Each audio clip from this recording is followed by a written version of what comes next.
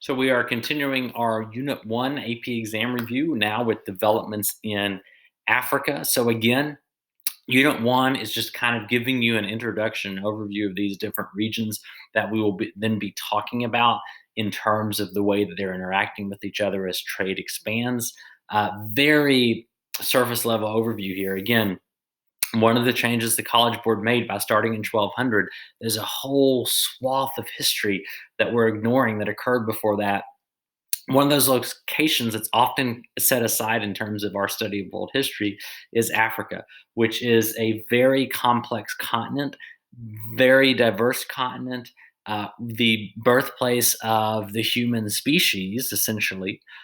So lots of activity happening in Africa, even though when we talk about civilization and the agricultural revolution, that's happening in Mesopotamia and the Middle East, and then civilization springs out from that.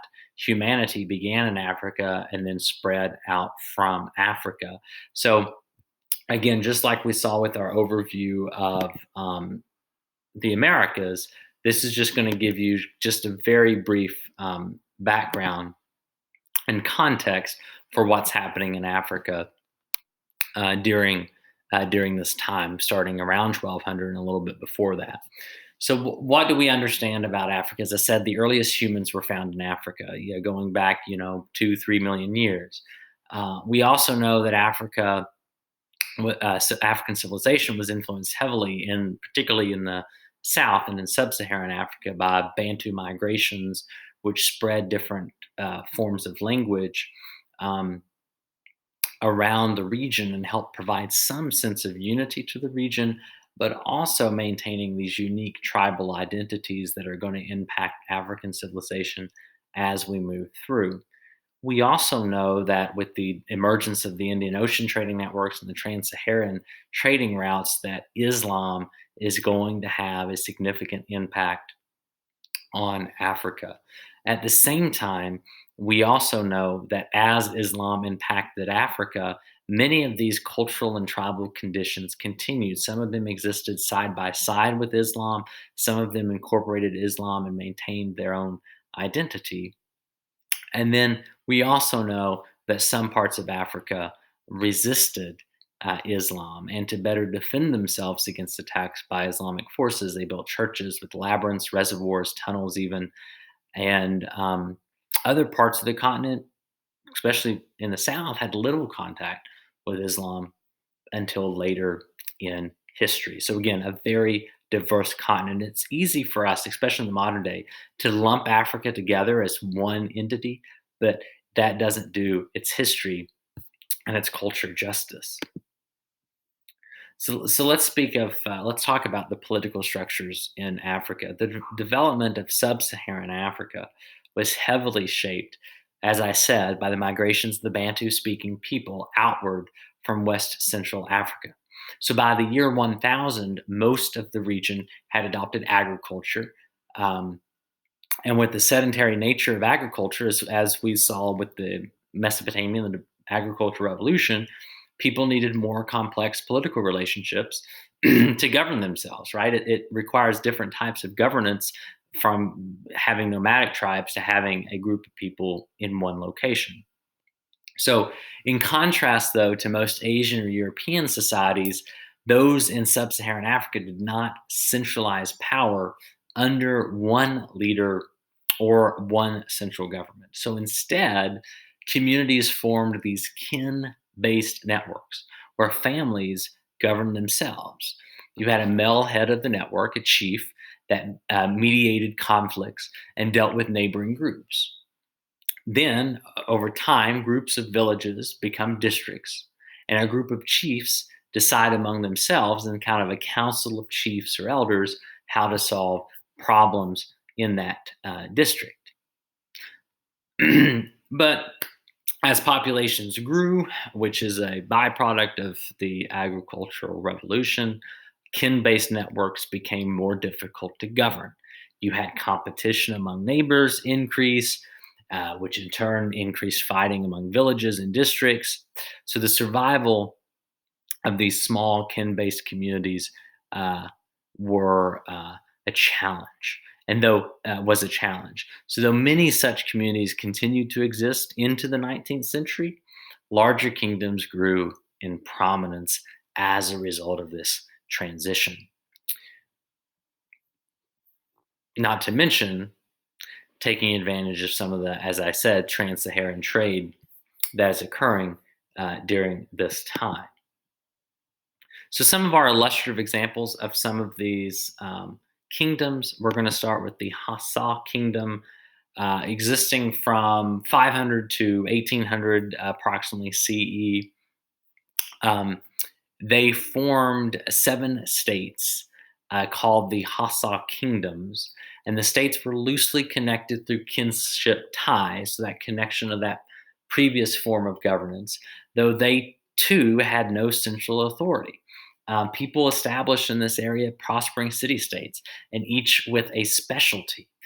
So it's almost a comparative advantage long before Ricardo comes along with some of his theories.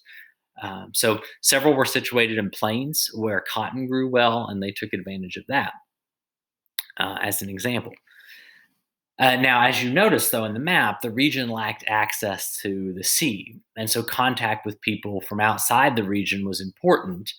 And many benefited from the trans Saharan trade that connected it to North Africa and the Islamic caliphates and regions to the north.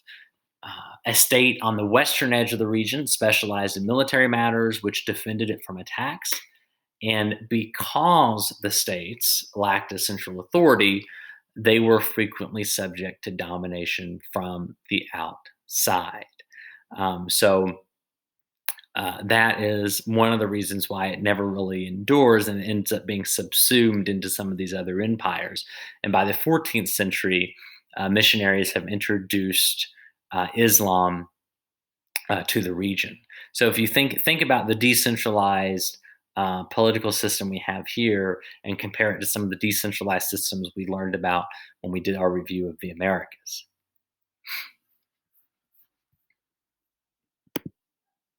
Now, another illustrative example here is the Kingdom of Ghana. So, kingdoms on both the western and eastern sides of Africa benefited from increased trade. Ghana, uh, just like the Hassa Kingdom, is on the western end of Africa. The exchange of goods from the trans-Saharan trade networks brought them wealth. It brought them political power, as is typical of the Islamic trade that we saw in the Middle East and in Asia, South and Southeast Asia. It brought cultural diversity, and it added religious diversity, where we had animism and Christianity that were already present and being practiced. And we had new cultural blending and cultural syncretism taking effect. Ghana is, as you see here on the map, is between the Sahara and the tropical rainforest of the West African coast. It is not the same location as the modern day nation of Ghana, but historians believe that the kingdom had been founded during the 5th century, and which is at least 2 centuries before the time of Muhammad. But Ghana reached its peak of influence from the 8th to 11th centuries. The rulers of Ghana sold gold and ivory to Muslim traders in exchange for salt, copper, cloth, and tools, which introduced some new technology to the region. Um, it was a centralized government. The king was aided by a class of nobles, and you had an army that was equipped with iron weapons. So, more of a traditional and conventional type of empire that what we would see in the Middle East and North Africa, or even in Asia. Another illustrative example we have is the empire of Mali. By the 12th century, wars with neighboring societies had permanently weakened the Ghanan state. So, in its place arose several new trading societies in this area. And we'll look at a map that has some of these different kingdoms and empires that have emerged. But the most powerful of these was Mali. And we'll talk more about this in Unit 2, but most scholars believe that Mali was founded by a Muslim who used his connections with others of his faith to establish trade relationships along the trans-Saharan trading network. And Mali was most known for its thriving gold trade, and their wealth grew tremendously as a result of this trade. The most renowned leader, probably the Mali Empire, was Mansa Musa. And if you remember, he made a pilgrimage to Mecca where his lavish displays of gold left a lasting impression on people. And that's what people came to associate with Western Africa, and it actually motivated folks to come to this region through the Trans-Saharan Trading Network. And it also legitimized Islam in Africa as well. Another illustrative example here is Axum and Ethiopia, which I want to do Zimbabwe first, actually. There we go. Okay, I thought Zimbabwe was next. Let's talk about Zimbabwe, then we'll do Axum and Ethiopia. So in East Africa, moving down, so we talked about Mali and Ghana in the western portion of Africa. So moving on down to East Africa, the architecture demonstrated the growing wealth of the kingdom. So this is unique because it's not just about signs of material wealth. It was about the architecture here that was a symbol of the power of the kingdom. Though most houses had traditionally been constructed from wood, by the 9th century, chiefs had begun to construct their Zimbabwe's, which is the Bantu word for dwellings, with stone. And this word became the name of one of the most powerful of all East African kingdoms between the 12th and the 15th century, Zimbabwe. Zimbabwe built its prosperity on a mixture of agriculture, grazing, trade, and like the West African kingdoms we talked about, gold. So like Ghana and Mali, they had rich gold fields. They benefited from taxes on the transport of gold, and that made the kingdom wealthy. And while Ghana and Mali relied on land-based trade across the Sahara, Zimbabwe actually traded with the coastal city-states such as Mombasa, Kilwa, and Mogadishu. So it's through those ports on the eastern side of Africa that Zimbabwe was tied into the Indian Ocean trading network, which connected East Africa, the Middle East, South Asia, and East Asia. And in fact, an example of syncretism here, in East Africa, traders blended Bantu and Arabic. Remember, the Islamic caliphates helped standardize language to Arabic to develop the new language called Swahili. And Swahili is still spoken in many parts of this region of Africa today. The rise and decline of Zimbabwe was reflected in the walls that they built to protect the city, and other continuity that we'll see. We see it with Constantinople, certainly. We see it in China. By the end of the 13th century, a massive wall of stone, about 30 feet tall, 15 feet thick, surrounded the capital city, which was called Great Zimbabwe. And the stone wall was the first large one on the continent that was built without mortar. So some of the sign of the technological advancement. So in the late 15th century, nearly 20,000 people lived in Great Zimbabwe. So it was a significant city, but overgrazing so damaged the surrounding environment that it really became impossible to maintain that type of population. And so residents ended up abandoning the city by the 1400s. But you can still see parts of the wall today. And then now, our last illustrative example here, we can get into Aksum and Ethiopia. So Christianity had spread from its origins along the east coast of the Mediterranean Sea, south into Egypt, and then on down. So in what is today Ethiopia, the kingdom of Aksum developed. And it prospered by trading goods obtained from India, the Arab lands, the Roman Empire, and then the interior of Africa. And beginning in the 7th century, the spread of Islam made the region more diverse religiously.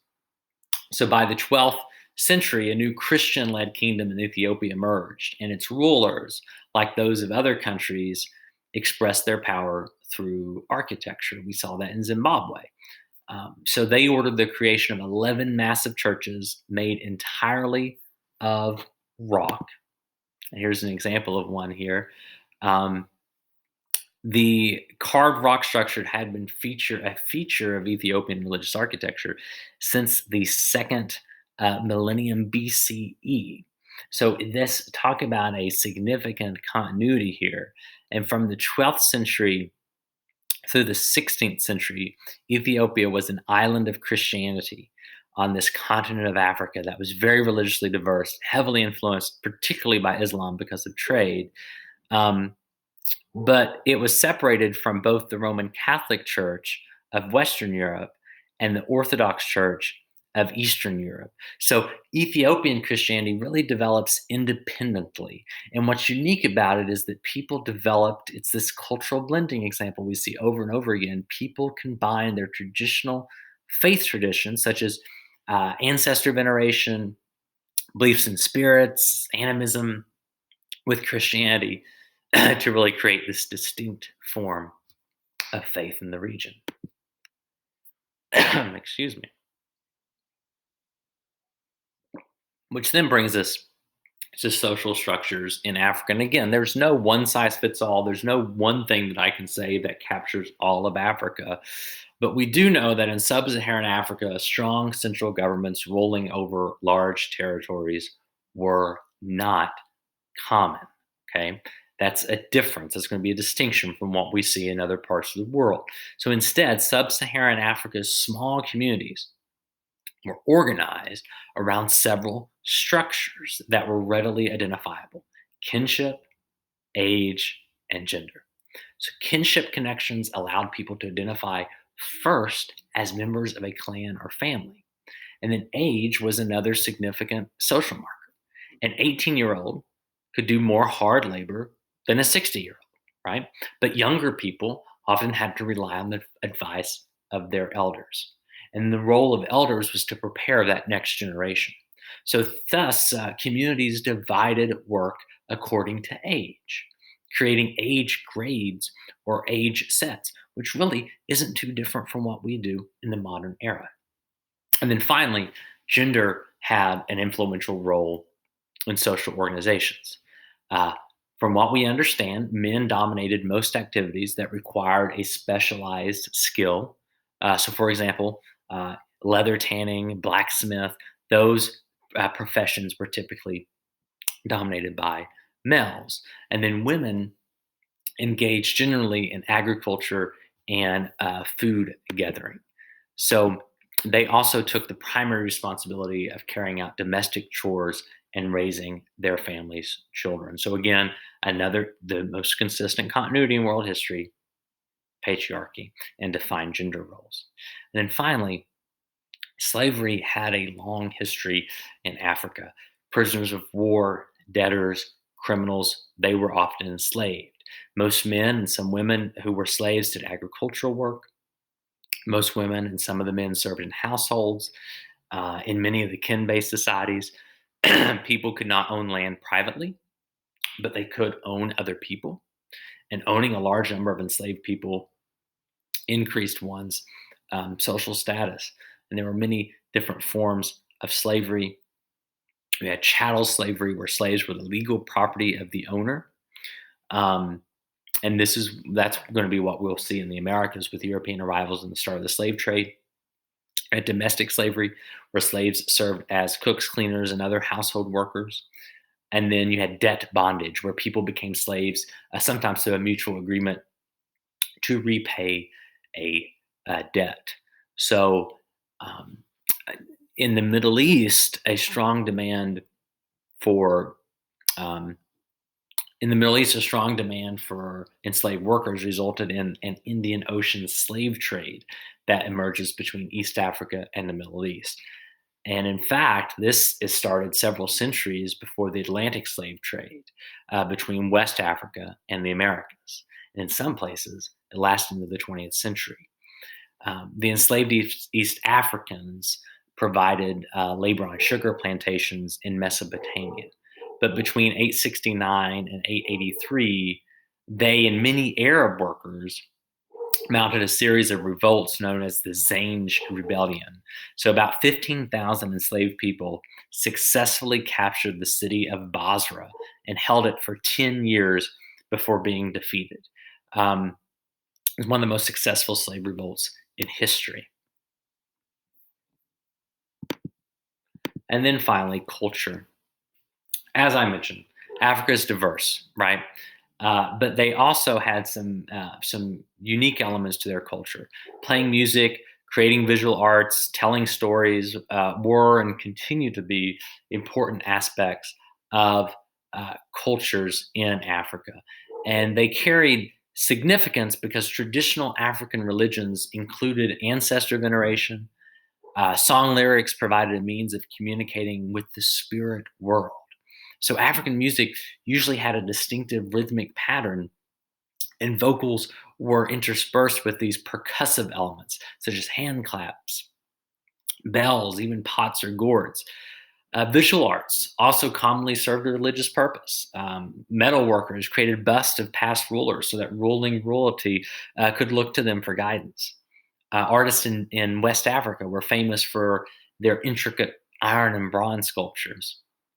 And then in the late 19th century, as these sophisticated pieces of art would be developed or discovered, Western Europeans would develop a new appreciation and respect for West African cultures and their complexity.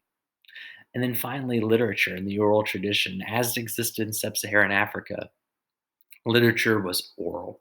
Um, Griots or storytellers were the conduits of history for a community, and they possessed encyclopedic knowledge of family lineages and the lives of deeds of great leaders. So, in general, they were also very adept at music, and they would sing their stories and the history and accompany themselves on instruments, uh, on drums, and on the kora, a 12-string harp.